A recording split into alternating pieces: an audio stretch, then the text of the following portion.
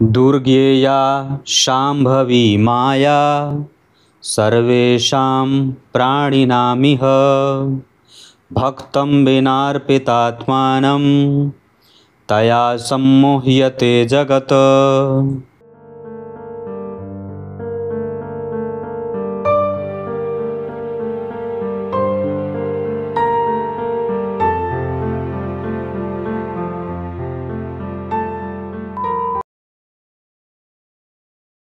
प्रिय दर्शकों नमस्कार, एक बार फिर से उपस्थित हूँ आप सबके सामने रविवार के कार्यक्रम में।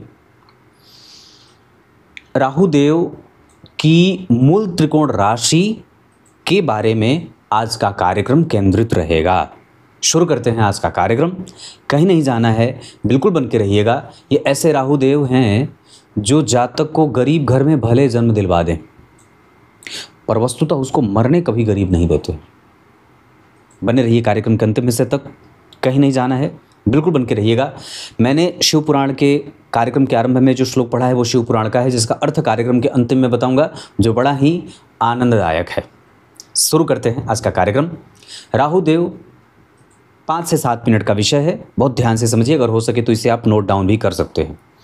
राहु देव के ऊपर मैंने बहुत सारे कार्यक्रम बनाए हैं, कम से कम 65 से 70 कार्यक्रम मेरे राहु देव के ऊपर मैंने बनाए हैं। राहु और केतु से संबंधित प्लेलिस्ट में आप जाकर के चेक कर सकते हैं। कुंभ राशि को राहु देव अपनी राशि मानते हैं। मिथुन राशि, राहु देव कुंभ राशि को अपनी राशि मानते हैं, और उसमें मिथुन राशि, कुंभ राशि को तो अपना मान ही लिए, पर मिथुन राशि को वो अपनी उच्च की राशि भी मानते हैं। कुंभ राशि में ही अगर राहु देव आपकी कुंडली में एक अंश से लेकर के 3 अंशों के बीच में बैठे हैं तो ये मूल त्रिकोणस्थ माने गए हैं। पर कुछ शास्त्रकारों का मत ये कहता है कि राहु देव कुंभ राशि में अगर 15 अंशों तक विराजमान हैं, एक अंश से लेकर के 15 अंश तक, तो वो मूल त्रिकोणस्थ कहे जाते हैं। मतलब कुछ ने एक अंश से लेकर के 3 अंशों तक के लिए कहा, और कुछ ऋषि गणों ने एक अंश से लेकर के 15 अंश तक के कुंभ राशि के राहु देव को मूल त्रिकोणस्थ माना है। राहु देव उत्तरी ध्रुव के नोड हैं। उत्तरी ध्रुव जहाँ पे बिल्कुल ही रोशनी नहीं है, ये जिस राशि के साथ बैठे हैं उस राशि की प्रकृति धारण कर लेते हैं। मीन राशि में है तो मीन राशि की प्रकृति, मेष राशि में है तो मेष राशि की प्रकृति। अगर इन पे कम से कम 2 शुभ ग्रह की दृष्टि पड़ रही है तो ये आपके लिए बुरे परिणाम न देकर के शुभ परिणाम देने वाले ग्रह बन जाते हैं। ये सिंह का जो राक्षसी थी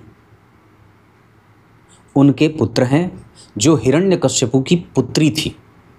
हिरण्यकश्यपु की पुत्री सिंह का, उनके ही गर्भ से राहु का जन्म हुआ। और वस्तुतः जो सिंह का थी वो पत्नी थी विप्रचिति नाम के राक्षस की, है ना। विप्रचिति की पत्नी सिंह का, उनके पुत्र हुए राहुदेव।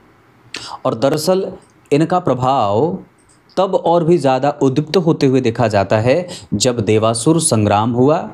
उस समय भी इन्होंने अपनी माया से सबका हरण किया था।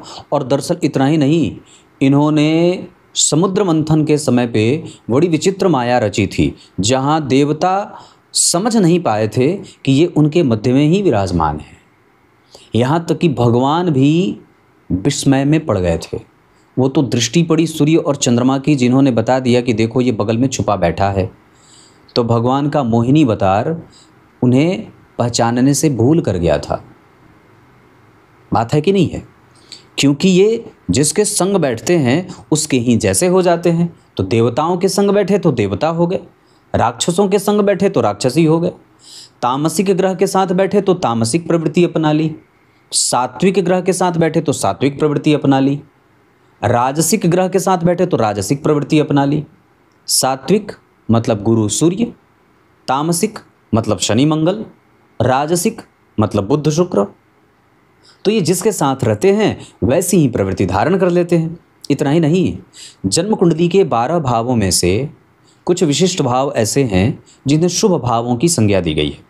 9वें भाव में बैठेंगे तो धर्माधिकारी बना देंगे, दशम भाव में बैठेंगे तो राजनीतिज्ञ बना देंगे, लग्न में बैठेंगे तो बहुत सारा बहुरूपिया बना देंगे, पंचम भाव में बैठेंगे तो व्यक्ति अपने अंक की प्राप्ति के लिए किसी से भी लड़ जाता है, सप्तम भाव में बैठेंगे तो भ्रमित करने वाला बना देंगे, चतुर्थ स्थान में बैठेंगे तो मायावी बना देते हैं, दशम स्थान में बैठेंगे तो बड़ी ऊंची महत्वाकांक्षा वाला बना देंगे, और एकादशवें भाव में बैठेंगे तो तीव्र पापी बना देते हैं।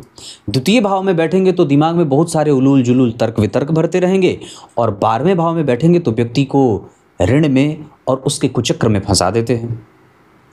तीसरे भाव में बैठेंगे तो महान पराक्रमी बना देते हैं, जबकि छठवें भाव में बैठेंगे तो व्यक्ति को नपुंसक और रोगी बना देते हैं। अष्टम स्थान में बैठ करके व्यक्ति को मानसिक रूप से जाहिल और कृपण, कठोर, अजीब तरीके का विक्षिप्त मानसिकता वाला बना देते हैं। ये राहु का भाव है। मैं बात कर रहा था राहु देव कुंभ राशि में 1 अंश से लेकर के 3 अंश या तो 1 अंश से लेकर के 15 अंश तक अगर विराजमान हैं तो वो मूल त्रिकोणस्थ हैं, और वैसे बाकी अगर 15 अंश से ऊपर जा रहे हैं 16, 17, 18, 19, 20 से लेकर के 30 अंशों तक तो वो अपनी सामान्य राशि का फल करते हैं। जबकि मिथुन राशि में ये ग्रह अगर 1 अंश से लेकर के 20 अंशों तक बैठा है तो भी ये कई बार बहुत ही ज़्यादा उत्तम परिणाम करते देखे गए हैं। पर मैंने राहु देव के बारे में एक विशेष कार्यक्रम बनाया था जिसमें राहु देव के बारे में मैंने एक बात कही थी कि अगर राहु देव अवस्थागत 6 अंश से लेकर के और 20 अंश के मध्य हैं, या विशेषतया 14 अंश से लेकर के या 12 अंश से लेकर के 18 अंश तक, मुख्यतया 12 अंश से लेकर के और 18 अंश के बीच में किसी भी राशि में बैठे हैं तो यह अपनी दशा काल में अच्छे परिणाम करते देखे गए हैं। मतलब यहाँ पे क्या बात हो गई कि राहु देव तब अच्छा परिणाम करेंगे जब वो अवस्था में युवावस्था के बैठे रहेंगे। उनके ऊपर कम से कम 2 शुभ ग्रह की दृष्टि उन्हें शुभ बना देती है, और अगर 1 से अधिक पाप ग्रह की दृष्टि पड़ जाए, जैसे राहु बैठे हैं, शनि की दृष्टि पड़ गई, मंगल भी देख लिए, तो ये और भी ज़्यादा नष्ट कर देने वाले ग्रह के रूप में परिभाषित करते हैं।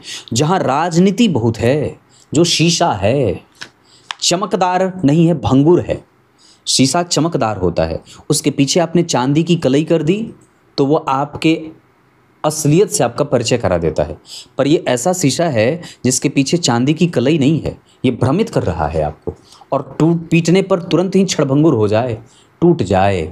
राजनीति जहाँ भयंकर भरी पड़ी है, जहाँ आलस्य भयंकर भरा पड़ा है, जहाँ कुबुद्धि भरी पड़ी है, जहाँ मद अहम का भाव और शून्य तर्क है, कुतर्क ज़्यादा है, ज्ञान का अभिमान है, जहाँ वही राहु विराजित हैं। ये कलयुगी प्रभाव में राहु देव की महत्ता और भी ज़्यादा आधुनिक काल के ज्योतिषियों के द्वारा बताई गई है, क्योंकि कलयुग में सभी जगह माया है और माया की प्रधानता है। यहाँ भगवान का मुस्कुराना जिसे माया कहते हैं वो बड़ी ही प्रचंड रूप से सबके ऊपर विराजमान है, और वही राहु है। जहाँ भी कुकृत्य होता हो, कुकर्म होता हो, गलत होता हो, हिंसा होता हो, खून बहता हो, नृशंस जीवों की हत्या होती हो, जहाँ धन लुटे जाते हों, नाच गान, जहाँ महिलाएं दावे और सट्टे पे लगाई जाती हों, वहाँ राहु होता है। यह आपकी मति बुद्धि को भ्रमित कर देता है, और आप क्या कर रहे हैं आपको समझने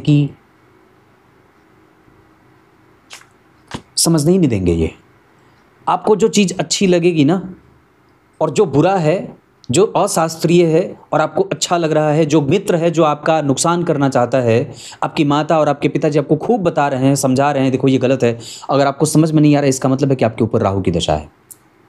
आप विधर्मी हो रहे हैं, वामपंथी हो रहे हैं, विपरीत विचारों से प्रभावित हैं, प्रेषित हैं, वर्ण संकर हो रहे हैं, धूसर हैं, कमज़ोर हैं, मति बुद्धि कमज़ोर है, जहाँ तर्क कुतर्क में बदल गया है वहाँ राहु है। जहाँ जीवों की हिंसा होती है, बूचड़ खाने जहाँ चलाए जाते हैं, जहाँ गंदगी है, भयंकर दुर्गंध है, जहाँ दलदल में फंस रहा है व्यक्ति, एकदम उलझा हुआ है, नशे में गिरफ्त में है, वहाँ राहु है। उसकी दशा राहु की है। अब आइए कार्यक्रम के आरंभ में जो मैंने श्लोक पढ़ा था उसका अर्थ बता देता हूँ। नारद जी तपस्या कर रहे थे और देवराज इंद्र को परेशानी हो जाती है कि कहीं ये हमारा आसन न मांग ले। भगवान शिव की कृपा से उस पूरे कैलाश क्षेत्र में कामदेव और उनकी पत्नी रति का जरा भी प्रभाव देवर्षि नारद के ऊपर नहीं पड़ा, और सोच करके, ऐसा जान करके कामदेव और रति वहाँ से इंद्र के पास वापस जाकर के ये पूरा वृतांत बताते हैं कि मेरे किसी भी काम वासना का प्रभाव देवर्षि नारद को प्रभावित नहीं करता है। देवर्षि नारद की तपस्या पूरी होती है और जब उन्हें ये बात पता चलती है कि उनके ऊपर इंद्र ने कामदेव और उनकी पत्नी रति को भेजा था कि उनकी तपस्या भंग हो जाए, जबकि कृपा भगवान भोलेनाथ की और देवर्षि नारद ये सोच लेते हैं, ओह मैंने तो कामदेव को जीत लिया। और ये बात बताने के लिए वो साक्षात भोलेनाथ के पास जाकर के बताते हैं कि देखो मैंने कामदेव को जीत लिया। सिर्फ आप ही ने कामदेव को नहीं जीता है, मैंने भी कामदेव को जीता है। फिर भगवान भोलेनाथ क्या कहते हैं ये अगले कार्यक्रम में पता चलेगा। तब तक के लिए बहुत बहुत नमस्कार।